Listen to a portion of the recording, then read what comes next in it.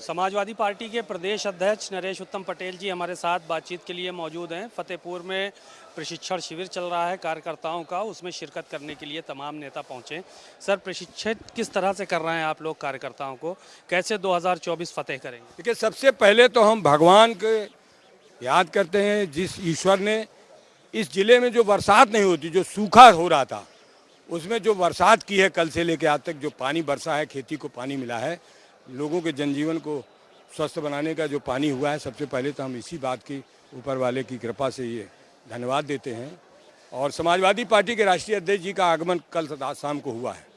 पूरे इस जिले के प्रमुख जगहों पर माननीय अखिलेश यादव जी, कहीं लोग हमारे दिवंगत हुए हैं, कोई पार्टी के नेता हैं, उनके सबके घरों में जा कर के करीब 10,000 लोगों से रात में मिले हैं, 10,000 के लगभग। और ये बरसते मौसम में आज हम ये प्रशिक्षण शिविर कर रहे हैं। कल का जो दिन था उस पर हमने 9 लोगों को यहाँ से विचार देने का काम करा। हमारे प्रभारी शशांक यादव, आनंद भदौरिया, संदीप पटेल, ये मान सिंह MLC हैं, जो जिले के लोग हैं, जिला अध्यक्ष हैं, पूर्व अध्यक्ष हैं, सब लोगों के सहयोग से ये प्रशिक्षण शिविर चालू हुआ है।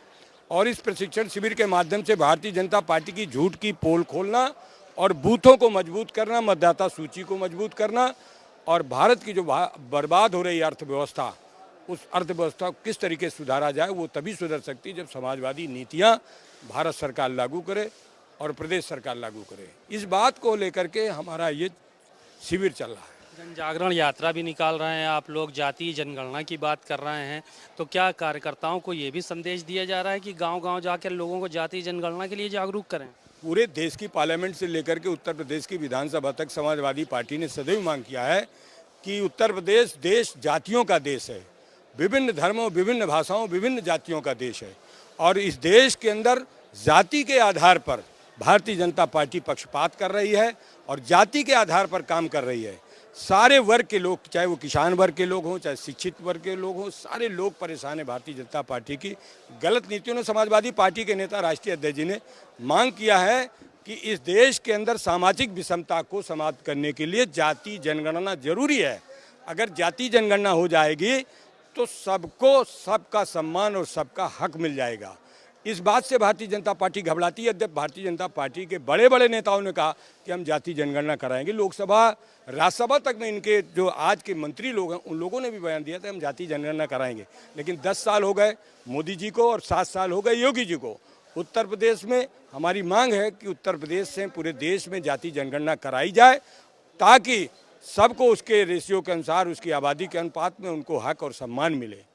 ये बात भारतीय जनता पार्टी के लोग कह रहे हैं कि आप लोग जाति और मजहब की राजनीति कर रहे हैं, हम लोग सबका साथ, सबका विकास, सबके विश्वास के साथ आगे बढ़ रहे हैं, तो इसकी ज़रूरत नहीं है जाति जनगणना। देखिए, सबका साथ, सबका विकास, सबका विश्वास की बात तो करते हैं, ये थोथी बात है, ये केवल इनकी हवाई बात है, नारेबाजी है।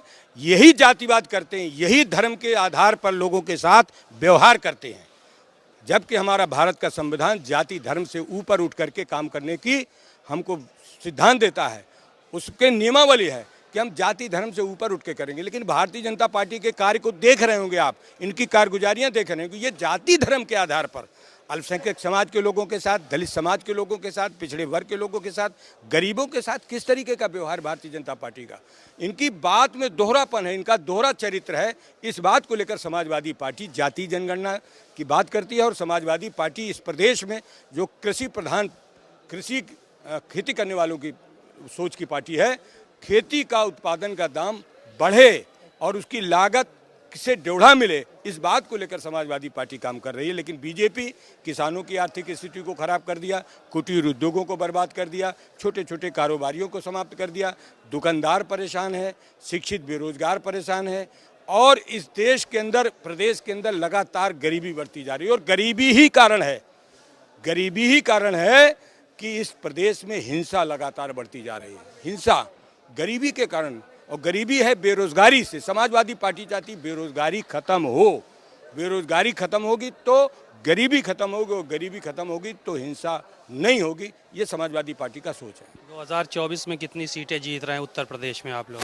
अब भारतीय जनता पार्टी ने तो कहा जितनी सीटें हम जीत जाएंगे, तो हम तो उनकी चुनौती स्वीकार करेंगे कि जितनी सीटें हैं वो कह रहे हैं जीत जाएंगे, लेकिन जनता कह रही है कि भारतीय जनता पार्टी को अब की बार पलट देंगे और सारी सीटें समाजवादी पार्टी गठबंधन को देंगे।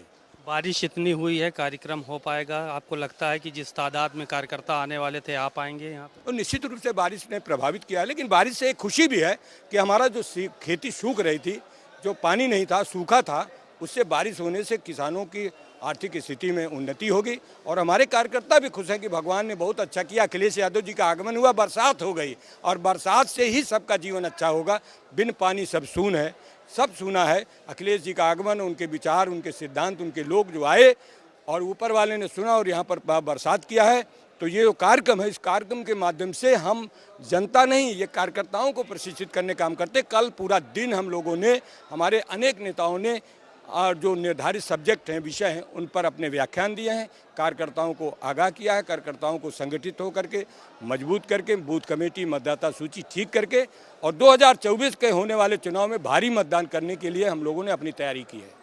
बातचीत के लिए शुक्रिया। नरेश उत्तम पटेल जी ने साफ तौर पर कहा कि 2024 की तैयारियों में हम लोग जुटेंगे और बड़ी सफलता हासिल करेंगे। कैमरामैन आशीष के साथ सीमा नकवी, भारत समाचार, फतेहपुर।